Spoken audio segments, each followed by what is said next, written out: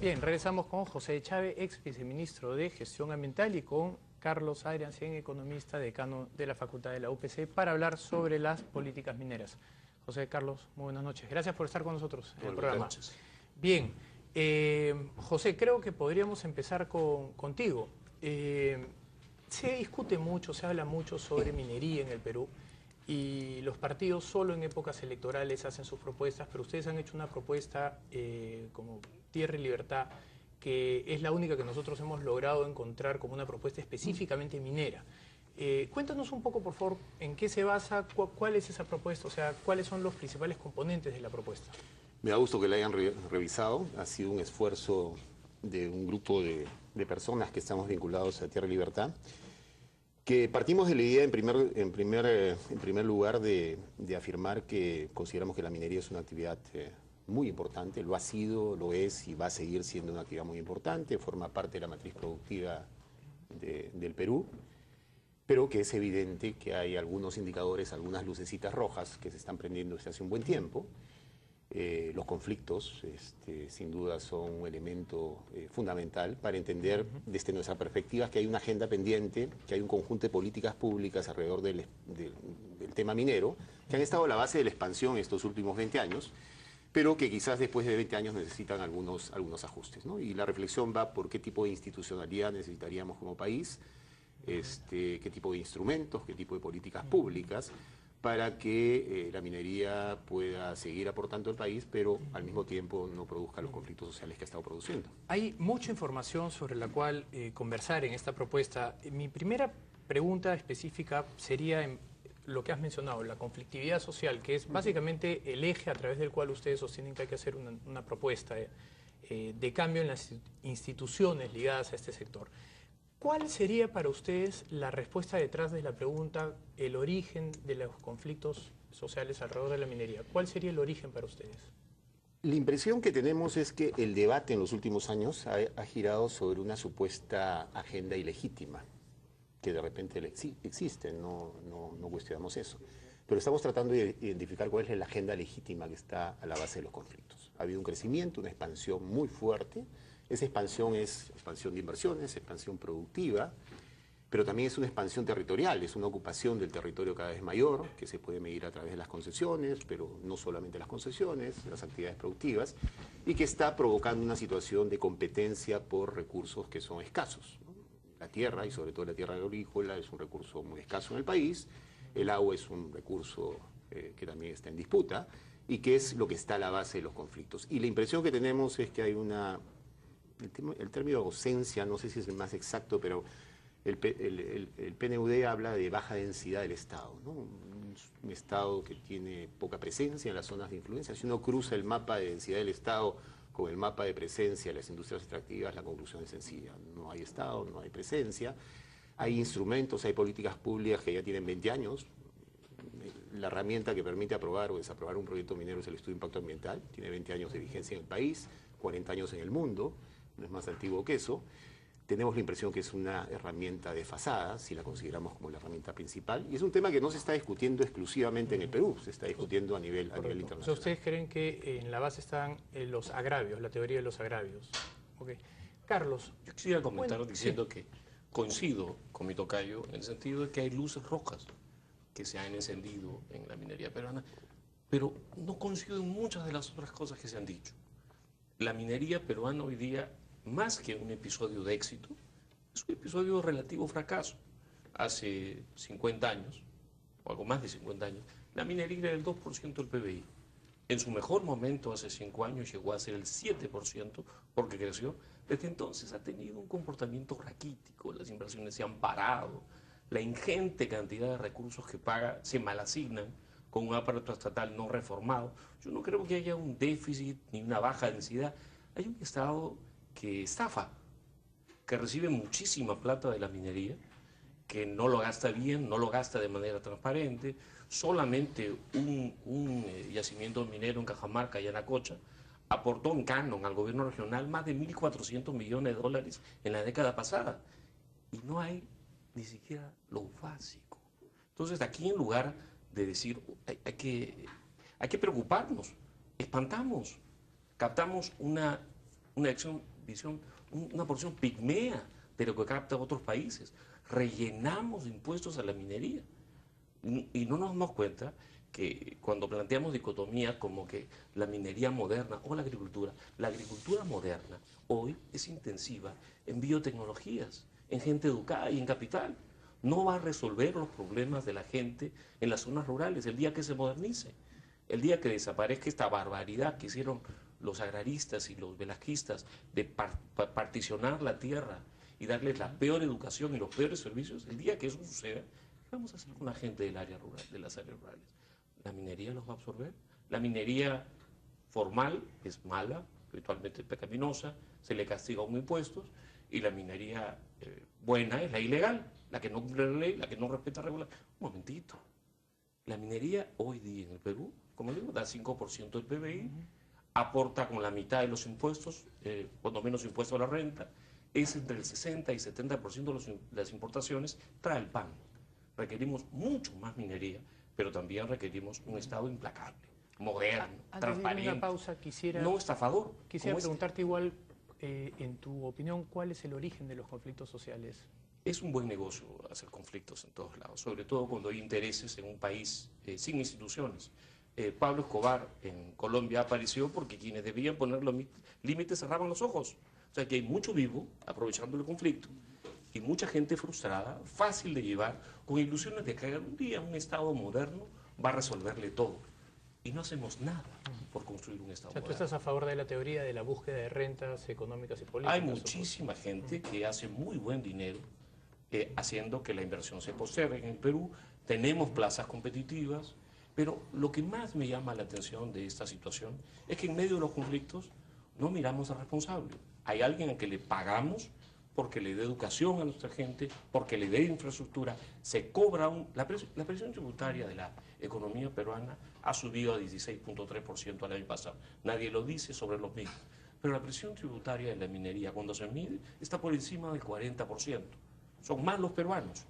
Y toda esa plata, de eso no hablamos, de cómo se gasta, de dónde va, y si acaso se tiene la mínima responsabilidad de darle siquiera a Huaraz un teatro. Muy bien. Por Dios. Después vamos a ir al tema de los impuestos, porque también hay mucho para conversar sobre eso, pero yo quisiera regresar al origen de los conflictos para poder de ahí pasar a otro tema, porque hay dos opiniones que son claramente distintas. Y tal vez lo que hay es un balance de ambas. Lo que a mí siempre me llama la atención es que nadie menciona ambas. Y quisiera preguntarte si tú aceptas que en parte de los conflictos hay una búsqueda de rentas económicas y políticas. De hecho, hay grupos que se están armando políticamente. Gregorio Santos está creando el MAS en base a una bandera de lucha antiminera. A ver, según la explicación que da Carlos, no hay ninguna agenda legítima detrás de los conflictos. No he dicho eso, Por lo menos no has mencionado ninguno. No, pues no tengo por qué No, pero hacerlo. Yo tampoco tú mencionas la búsqueda de renta. Por eso partí diciendo que Bueno, ninguna por de las eso. dos opciones Yo sí creo que hay, mencionaba la pero- otra visión. Perfecto. Pueden haber legítimas Perfecto. e ilegítimas. Yo creo que hay una agenda legítima. Segundo, tenemos la tendencia a mirarnos el ombligo y pensamos que lo que pasa en el Perú solamente pasa en el Perú. Informe el Programa de Naciones Unidas para el Medio Ambiente, da cuenta que el 40% de los conflictos internos que se dan en los países hoy en día tiene que ver con la explotación de recursos naturales, sobre todo minería. No es un problema exclusivo del Perú, no es un problema exclusivo de América Latina, está en Asia, está Puedo en darte la África. razón en eso, pero un dato adicional. Paul Collier, en un famoso estudio del Banco Mundial, hace un estudio sobre los conflictos internos, creyendo que la base de los conflictos eran los agravios, que es tu teoría. Y lo que él encuentra es que en la gran mayoría de ellos, que efectivamente no es un tema de Perú, ocurre a nivel mundial, lo que predominaba y en 85% eran la búsqueda de rentas. Entonces, sí hay evidencia, digamos, a nivel mundial de que Perú no es el único caso y hay evidencia que la búsqueda de rentas tiene un mayor peso. Hay varios enfoques sobre el tema de los Por ahí conflictos. hablar Hay de toda los una agrarios no discusión, es mirarse al ombligo. Hay toda una discusión académica alrededor, hay varias teorías.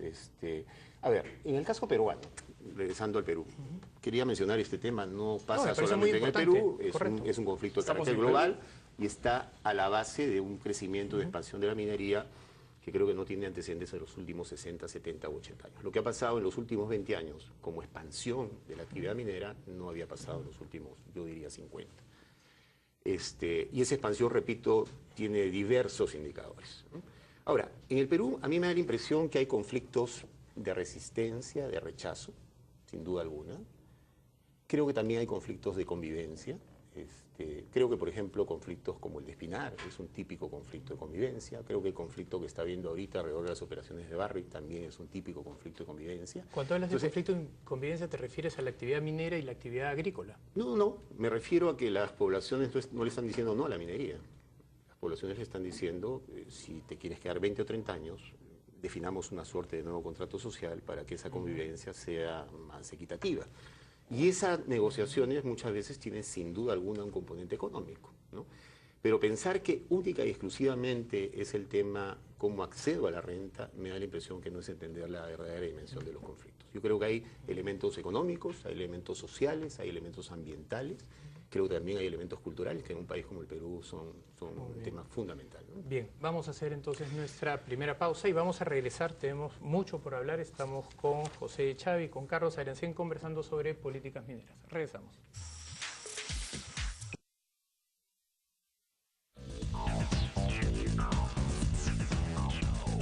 Bien, regresamos con el ex viceministro de Gestión Ambiental, José de Chávez, y con el economista decano de la Facultad de la UPC, Carlos Ayrancén. José, una de las bases importantes de este documento es partir por el hecho, por la premisa que nuestra economía es una economía primario exportadora y luego en un continuum llegan a la posibilidad de enfrentar una enfermedad holandesa. Explícanos, por favor, en base a qué sostienen ustedes que nuestra economía es primaria exportadora y cómo así podríamos llegar a una enfermedad holandesa. Yo no diría que ese es el enfoque central del documento, ¿no? Digamos, es una base, ¿no? El peso de la minería básicamente es el indicador de las exportaciones, más del 60% de las exportaciones. Tiene una participación muy importante en el impuesto a la renta, no es 50%, insisto, hay que ver la nota de la SUNAT, es 25.7% el aporte de la minería. Además, casi el 90% de la carga tributaria del sector minero es impuesto a la renta, es el impuesto fundamental que paga la actividad minera. El enfoque que estamos tratando de desarrollar en el documento es, la minería, insisto, es una actividad importante, pero evidentemente necesita regulaciones que hoy en día no existen. Y esas regulaciones ustedes dicen que nuestra economía es tremendamente dependiente del sector primario exportador. Bueno, es una economía que sin duda depende fundamentalmente de actividades como la minería, ¿no es cierto? El indicador de exportaciones que es fundamental. Pero un solo comentario. Sí. Comercio y servicios son casi el 60% del PBI. Sin duda. Para darles una idea. Y no son primarios exportadores. Agreguémosle utilities. Mire, los sectores primarios, minería, pesquería es medio punto, minería es 5, agricultura es 7. No dependemos de ellos. Ahora, traen impuestos, traen divisas. Sí, a mí siempre me llama la atención por qué caracterizamos a la economía en base al 13% del PBI. Cuando he podido conversar con otros economistas, Waldo Mendoza, otros que caracterizaban la economía, terminan aceptando que es un componente importante de las exportaciones, pero no de la base productiva. No lleva a error hablar de un modelo primario exportador que las personas no educadas en economía tiendan a creer que efectivamente minería pues es 60% del PBI o 50% del PBI, que por lo tanto efectivamente podríamos estar en riesgo? Sabemos cuál es la participación porcentual de la minería en el Producto Bruto Interno, y insisto, los indicadores... Pero ¿por qué no decir, por ejemplo, que nuestra economía es primariamente terciaria, dado que más del 60% de la economía es comercios y servicios? Sí, sin duda. Sin duda. Yo no niego el peso que tienen las actividades. Por supuesto, el principal indicador es el Producto Bruto Interno, pero el rol y la presencia de la minería en exportaciones, en el tema tributario, en la captación de inversiones, sin duda es una actividad fundamental. Correcto. Y además, decirlo no es atacar a la minería, ¿no es cierto? Decirlo no es atacar a la minería, no, pero, es reconocer la importancia y la gravitación. Sí. ¿Hay posibilidad para ustedes de una enfermedad holandesa en el Perú? Yo creo que hay algunos indicadores.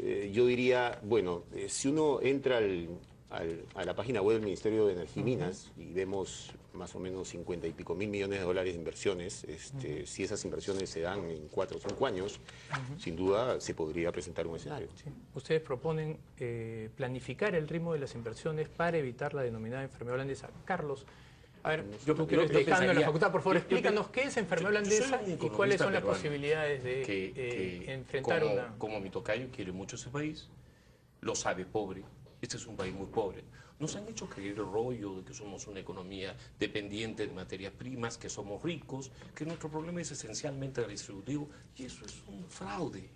Este país es un país pobre, muy manejado, tiene una tasa de apertura que es el 10º de países con ingresos similares hace 50 años que se desarrollaron exportando y abriendo sus economías. Nos hemos gobernado muy, muy mal. Y tenemos clichés a los que somos muy, muy fieles. Pero, por ejemplo, esto de que tenemos un pipeline de inversiones mineras de más de 50.000 billones de dólares. Chile cae en el mismo juego y dice que tiene como 100. Pero en la práctica, ¿cuál es el flujo de inversión en un buen año? ¿3.000? El año pasado dicen que 4.000 con cifras que cambian a cada rato. ¿Qué quiere decir? Que la 10ª parte de los proyectos que quieren ingresar entran finalmente. ¿Qué está pasando con nuestra regulación laboral? ¿Qué pasa con nuestra regulación tributaria? ¿Por qué se van a otro lado? ¿Por qué le quitamos al país la probabilidad de que haya más recursos para después de una reforma del Estado gastarlos decentemente, tener una justicia de primera, una educación de primera? Discuten los congresistas sobre seguridad ciudadana, pero mientras no ordenemos el aparato de seguridad ciudadana con tanto policía delincuente siendo pagado por los contribuyentes, nunca va a alcanzar la plata. El problema del Perú es mucho más de si terminamos de rellenar de impuestos o si racionamos la inversión de la minería. Requerimos mucho más inversión minera, requerimos mucho más inversión en manufactura, mucho más inversión en agro, en todos los planos. Pero no es que somos ricos y que todos los inversionistas mineros están haciendo cola para entrar a esta gran plaza. Eso es una ilusión. Una ilusión que nos hace daño. Lo que plantea Carlos es algo que podemos ver en la data fría, ¿no? Más allá de las interpretaciones que le querramos dar, en la data la producción minera está cayendo. ¿Cuál sería la explicación para ustedes de eso? A ver, el año pasado, que ha sido un año difícil, ¿no?, para el país y particularmente alrededor del tema minero, es un año donde conflictos como el de Conga, conflictos como el de Espinar, digamos, han mostrado, digamos, una agenda complicada. Curiosamente, es el año en el cual el Producto Bruto Interno Minero Metálico crece en 2 puntos y algo más, ¿no?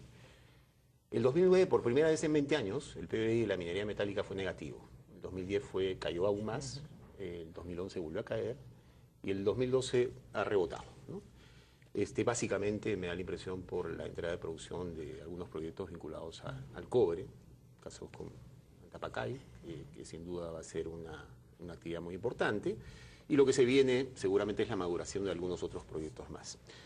El tema de la caída de la producción minera, sin duda, me da la impresión, está vinculado al tema de los conflictos y al mismo tiempo, insisto, está vinculado a un marco legal y a un marco institucional que ya tiene 20 años de vigencia y que ha mostrado signos de agotamiento. Insisto, este no es un tema que se está discutiendo única y exclusivamente en el país. No, sin duda. El Consejo Internacional de Minería y Metales, que agrupa a las principales empresas del mundo, está discutiendo estos temas y reconocen que el marco institucional y las herramientas que ellos crearon hace 20, 25 años están agotadas y tienen que adecuarse. De hecho, en la región América Latina el día de hoy hay 117 conflictos mineros.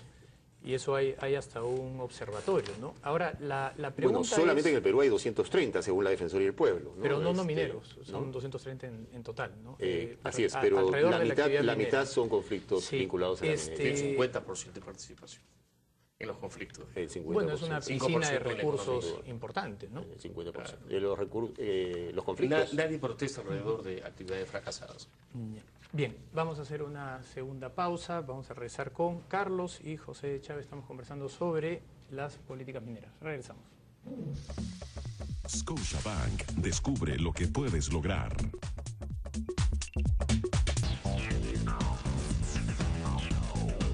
Bien, regresamos con el economista, decano de la Facultad de la UPC, Carlos Arancén, y con el ex viceministro de Gestión Ambiental, José de Chávez. Estamos conversando sobre políticas mineras. José, una de las propuestas de Tierra y Libertad en su propuesta minera es revisar los acuerdos tributarios. Y bueno, esto es algo que ya se ha conversado muchísimo, sobre todo durante la campaña, ¿no? La preocupación de algunos ya no es tanto adicional a sacar al Perú de una competitividad regional en base a mayores impuestos, el cambiar los arreglos institucionales. esta revisión de los acuerdos, ¿cómo pretenden ustedes que se dé siempre y cuando no rompan los acuerdos institucionales, no rompan la institucionalidad peruana? De ninguna manera unilateralmente, ¿no? Conversando, por supuesto, con el sector, conversando con los inversionistas, como ha ocurrido en los últimos años, ¿no es cierto? Cada vez que han habido algunas modificaciones, han sido conversadas con los diferentes grupos de interés. Las reglas de juego, la impresión que tenemos, respondían a un contexto que hoy en día ya no existe. La década de los 90 fue una década particular, especial, veníamos de una década perdida, la de los 80, hoy estamos en un contexto distinto, y cualquier modificación de las reglas de juego tiene que ser conversada Una de con los las actores, razones por las cuales involucrados. algunas personas incitan la intervención del Estado en algunos mercados es las asimetrías de información. Pero en estas negociaciones lo que hay es una asimetría de poder. Cuando el Estado te sienta a ti a renegociar, no se está sentando Carlos o José, se está sentando papá Estado que te puede bombardear de regulaciones, impuestos y otras cosas. Esas invitaciones a conversar, como las que se dieron con el gobierno del APRE a comienzo de este gobierno, ¿no son en el fondo extorsiones veladas? Yo no sé si es la figura más exacta, ¿no? Si uno conversa con los propios empresarios mineros, ellos coinciden que hoy en día existen una serie de candados que hacen bastante difícil, digamos, que de manera unilateral un Estado pueda modificar las reglas de juego.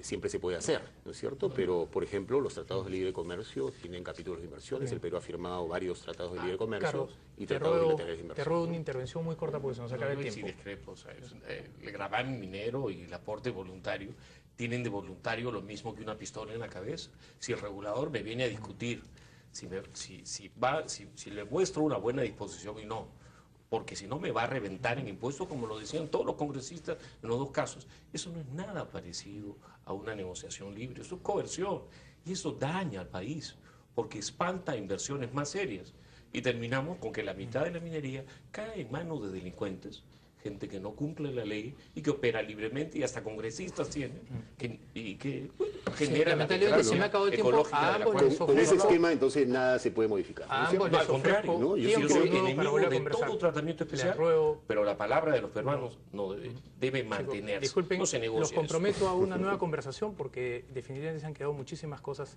Sin en duda. la mesa. Les agradezco a ambos, José Gracias. Chávez, Carlos Arancén, por la visita. Y yo me despido hasta mañana. Los dejo en Primero a las 8 con Jessica Tapia. Muy buenas noches. Vive conectado con BBM BlackBerry de Claro. Johnny Walker, celebrando tus pasos.